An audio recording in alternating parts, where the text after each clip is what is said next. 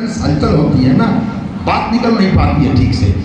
पंपा सरोवर पर चले जाओ राम, वहां तुम्हारी सिचुएशन में तुम्हारी पत्नी का हरण किया है रावण ने, उसकी पत्नी का हरण किया है बाली ने, सिचुएशन सेम। जाओ, ये प्रैक्टिकल डॉक्टर है। और सेबरी जैसा प्रैक्टिकल भक्त मैंने नहीं महसूस किया किसी और को। ध्यान से सुनना, प्रैक्टिकल भक्ति, उसकी कहानी पढ़ना, सेबरी की कहानी पढ़ना। बहुत सी बातें जनरल सिद्धांत होती हैं, स्पेशल रूप से सोचोगे तो बात कुछ और होती है। जैसे जनरल बात ही है कि अपने माँ बाप की बात को मानना चाहिए ना। अपने बाप, बेटा प्रहलाद हो और बाप हिरण्यकश्यप हो तो प्रहलाद को हिरण्यकश्यप की बात माननी चाहिए। तुलसी ने कहा जाके प्रिय राम वैदे ही तजिए ताहि कोटि पैरी समझद्य परम सने पिता तजेऊ प्रहलाद भरत महतारी। मीरा का पति एक नंबर का निकम्मा था, मीरा ने पति को छोड़ दिया कि नहीं। इसीलिए कुछ चौपाइयों का अर्थ बहुत विशेष गहराई में जाकर के लेना चाहिए। जब कहीं बिन शब्द लग जाए, बिन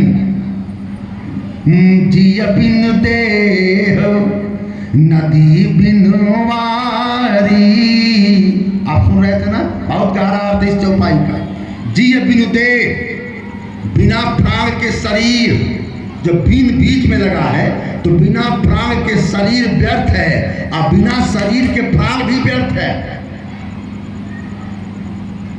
अगर ये शरीरिया न रहे तो प्राण क्या हो जाएगा? प्रेत, भूमा भूत बन के। तो प्राण को शरीर चाहिए और शरीर को प्राण चाहिए, दोनों जरूरी हैं। नदी बिनु वारी, बिना पानी के नदी और बिना नदी के पानी, दोनों खतरा। खूब बारिश हो और फ्लैट हो, उड़ जाएंगे, सूरज सोख लेगा। और नदी है, उसमें पानी गिरेगा, धारा बन करके समंदर में मिल जाएंगे। तो नदी पानी के लिए जरूरी है और पानी नदी के लिए जरूरी है। वो तैसे नाथ पुरुष, ये पुरुष बिन नारी, बिना नारी के पुरुष बर्बाद है। अब पुरुष बिन नारी, अब बिना पुरुष के नारी बर्बाद है। अन्योनाश्रय, दोनों का महत्व है। एक को ऊंचा नहीं उठाया जा सकता, एक को गिराया नहीं जा सकता। अगर किसी गाड़ी में एक पहिया साइकिल का हो और एक पहिया ट्रक का हो, गाड़ी चलेगी? तो इस तबके को कमजोर कर दो, अपने आप को मजबूत कर दो, समाज बैठ जाएगा। दोनों तबका, हमारे बेटे अगर खूब पढ़ाई कर रहे हैं, बेटियां जम के पढ़ाई करें। अगर बेटे जा रहे हैं विमानन के क्षेत्र में, पायलट बन रहे हैं, बेटियां भी पायलट बने, हर क्षेत्र में आगे बढ़े। सबसे सुंदर दृश्य वो होता है, ध्यान से देखना। मैं भी देखता हूँ अपने आश्रम से सड़क की ओर झांकता हूँ, जब मेरे इलाके की बेटियां गुलाबी हरी साइकिलों पर बैठ करके जब कॉलेज की ओर जाती है ना, तो उनको देख करके लगता है कि हिंदुस्तान का भविष्य अपने रास्ते पर जा रहा है। बेटी के स्कूल जाने से 2 लाइन की है। सेबरी छोटी थी, बाप ने फैसला कर लिया इसकी शादी करूंगा। शादी करने का फैसला चलो मान लेते हैं, ठीक है, लेकिन जो दुल्हा था उसका, जिससे शादी तय की गई, वो कौन था? बहेलिया था। पशु पक्षियों को काट काट करके बेचता था। सेबरी ने मना किया कि ऐसे साथ में नहीं जाऊं। तो पितृसत्ता की पुरानी भाषा सुनो, अभी भी भाषा चलती है। लड़की अगर बोल दे कि नहीं हम नहीं करो, तुहार गोल काट दे, मूड़ी काट दे, ऑनर किलिंग। क्या बेमतलब की बात है। बेटियां लखते जिगर होती हैं, लखते जिगर।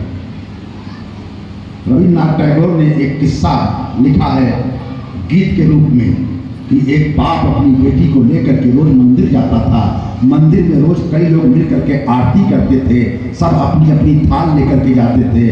बाप बेटी के साथ जाता था, बेटी के साथ। बेटी इतनी बड़ी थी, आप समझो किशोरावस्था में थी, ऑफिस को लेकर के बाप रोज जाता था। एक दिन बाप अपनी बेटी को लेकर के जा रहा था, ट्रक वाला आया और बाप के सामने ही बेटी को कुचल दिया। बेटी मर गई, और जब मर गई तो बाप हक्का बक्का अपने आप को कमरे में बंद कर दिया।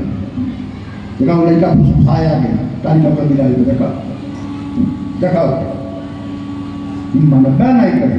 बालक पढ़ रहे एक स्वभाव, कितना भी आप मतलब भाव और ये रस वो रस निकली आपको कड़वा फुसफुसा कड़वा में कौन मंत्र भुलाएगा। तो ध्यान से देखना, बाप के आंखों के सामने बेटी रोड पर ही मर गई। अपने आप को 6 महीने के लिए बंद कर दिया। पत्नी ने टोका 6 महीना बीतने के बाद, मरोगे क्या उसके पीछे, तुम भी जान दे दोगे, कब तक बंद रखोगे अपने आप को। जाओ निकलो, बाहर निकलो, थोड़ा होता है, जितने दिन साथ था उतने दिन रही, निकलो, जाओ आज आरती करने जाओ।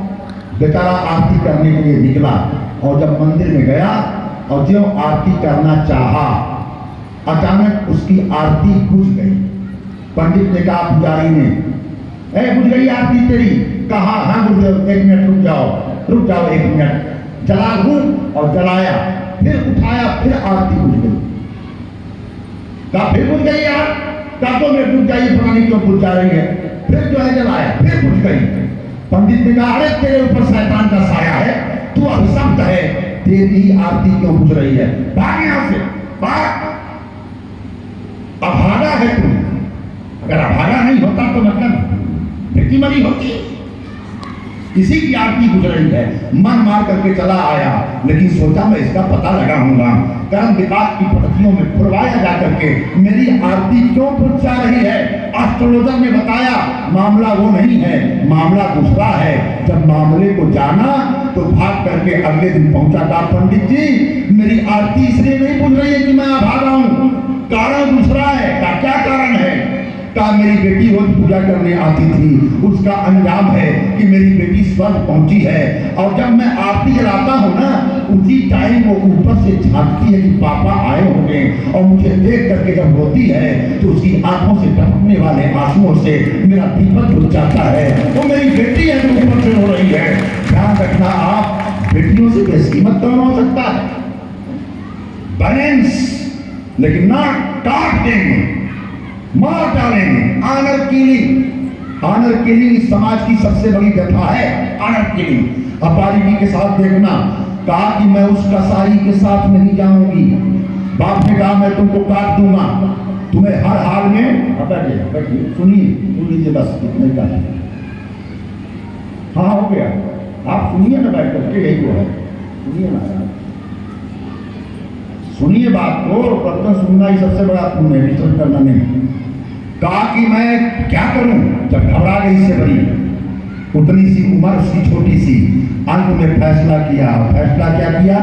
रात के 1 बजे वो निकल गए, रात के 1 बजे, और भागते भागते भागते भागते लगातार भागती रही जंगल का इलाका, और भागते भागते कि मर जाऊंगी लेकिन कसाई से शादी नहीं करूंगी। रात के सन्नाटे में पत्थर की पटिया पर उसका पैर टकराया, धड़ाम से जमीन पर गिर गई। वहां एक और पत्थर था, सर पे लगा, सर फट गया, और जहां गिरी थी मतंग ऋषि का आश्रम था। भीतर मतंग अपने शिष्यों से बातचीत कर रहे थे। उसी समय शिष्यों ने मतंग से पूछा, गुरुदेव भगवान को कौन पाता है?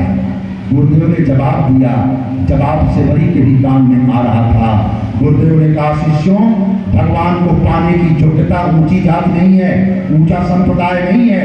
कहा फिर? कहा उसको पाने की केवल एक योग्यता है। कहा क्या?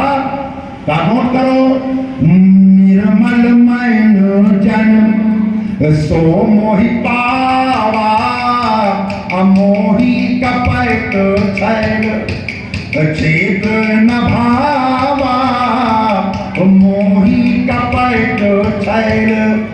भगवान को वही पाता है जो हृदय से निर्मल है। निर्मल इतना सुनना था कि पूरा व्यक्तित्व बदल गया, और सेवरी निर्मल हो गई।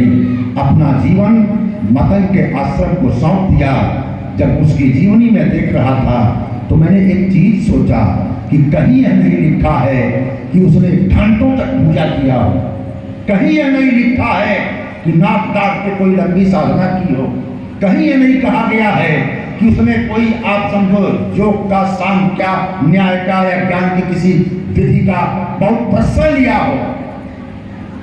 मैं सोचता था कि फिर भगवान उससे मिलने क्यों गए? तो एक पॉइंट मिला। वो कौन सा पूजा करती थी? सवेरे 4 बजे जब मतंग ऋषि के आश्रम के बच्चे बटुक पानी लाने के लिए नदी की ओर जाना होता था, तो उनसे पहले उठ करके 3:30 बजे उनके पांव में कहीं कांटा न चुभ जाए, सेवरी पूरे रास्ते पर झाड़ू लगा देती थी, कंकड़ साफ कर देती थी, कांटा साफ कर देती थी। रोज रोज उनका पथ साफ मिलता था। यही काम सेवरी करती थी। बाद में राम से पूछा गया, राम, योग करने वाला योगी अपने योग के माध्यम से तुमसे जाकर के मिलता है, ज्ञान की प्रक्रिया के माध्यम से ज्ञानी तुमसे जाकर के मिलता है, तपस्या करने के बाद तपस्वी तुमसे जाकर के मिलता है, साधना करने के बाद साधक तुमसे जाकर के मिलता है, लेकिन तुम खुद सेवरी से जाकर के मिले, ऐसा क्यों? सब तुमसे जाके मिलते हैं और तुम सेवरी से जाकर के मिलते हो, ऐसा क्यों? राम का जवाब सुनो। था दुनिया को ये बताने के लिए कि ध्यान रखना, योग के माध्यम से योगी मुझसे आकर के मिलता है, ज्ञान के माध्यम से ज्ञानी मुझसे आकर के मिलता है, साधना के माध्यम से साधक मुझसे आकर के मिलता है, मगर जो सेवरी की तरह समाज के रास्ते के कांटों को साफ करता है, राम मुझसे जाकर के मिलता है। यही राम का सिद्धांत है। का भला करना उसकी सबसे बड़ी पूजा है और उसी को वो कबूल करता है। एक गिफ्ट दे रहा हूं तुमको, सबको हिफाजत के साथ रख लेना। ये सिद्धांत का गिफ्ट है। बात समझ में आ गई? तो दुनिया का कोई तीर्थ करो ना करो, तीर्थों का फल मिल जाएगा। हनुमान चालीसा का पाठ करो ना करो, उसका फल मिल जाएगा। उपाय मैं बता रहा हूं, भगवान राम के सिद्धांत के मुताबिक बता रहा हूं। सुनो, भगवान राम से पूछा गया ये दुनिया क्या है? का सब मेरी पैदाइश है, सब मम प्रिय, सब मम उपजाए। हम कौन लोग हैं? हम राम वाले हैं, राम की हम संतानें हैं। ईश्वर अंश जीव अविनाशी, और उसने सौंपा क्या है? का पृथ्वी। अब ध्यान से सुनना आप, वो बनाने वाला है, हम बनने वाले हैं। वो रचनाकार है, हम रचना है। अब 2-3 सवालों का जवाब हो ध्यानपूर्वक। अगर मैं कहूं माइक बहुत अच्छा है, तो ये सुन करके माइकवा खुश होगा कि माइक लगाने वाला? माइक लगाने वाला अपने आप खुश हो जाएगा। मैंने प्रशंसा किया माइक की, तो खुश कौन हुआ? माइक लगाने वाला। मान लिया किसी कवि ने कविता सुनाया, मान लिया किसी कवि ने कविता सुनाया है कि वो कोई दीवाना कहता है, कोई पागल समझता है, मगर धरती की बेचैनी को बस पागल समझता है। आपने कहा बाबा क्या बात है? तो आपने प्रशंसा किसकी किया? कविता की। अब खुश कौन हुआ? कविता की कवि। अपने आप खुश हो गया कवि, खुश हो गया क्योंकि कवि ने ही कविता को बनाया। अगर मान लिया मैं किसी के घर गया, आज मैं गया था राजेश के वहां, यार वो बहुत शानदार भोजन करवाती है सीमा। मैंने कहा वाह गजब की सब्जी है, तो सुनकर के सब्जी खुश होगी कि सब्जी बनाने वाली? सब्जी बनाने वाली खुश होगी। उसका हाथ कढ़ाई में और के चलेगा, छन छन छन छन। मैंने तारीफ किया सब्जी की, खुश कौन हुआ? सब्जी बनाने वाली। मान लिया किसी शायर ने शेर कहा, उजाले अपनी यादों के हमारे साथ रहने दो, न जाने किस गली में जिंदगी की शाम हो जाए। आपने कहा वाह वाह क्या बात है, क्या बात है, सुभान अल्लाह सुभान अल्लाह, मुबारक मुबारक। तो प्रशंसा किया शेर की, और खुश कौन हुआ? शायर अपने आप। तो एक और बात बताता हूं। मान लिया कि बाप खेत की ओर गया घूमने, बाप, और देखा फसल लहलहा रही है। इसका मतलब कि बेटे ने खेत का ख्याल रखा है, बड़ा बढ़िया सरसों का फूल और गेहूं सब आया हुआ है। बाप घर लौटा, बेटा सामने दिख गया, बाप ने कंधे पर हाथ रख दिया, बाप आज खेत गए थे, बड़ा बढ़िया फसल आई, जी खुश हो गया बेटा। बेटे ने हिफाजत किसकी किया, ख्याल किसकी रखा, खेत का। खुश कौन हुआ, खेत का मालिक। अपने आप हो जाएगा ना। एक और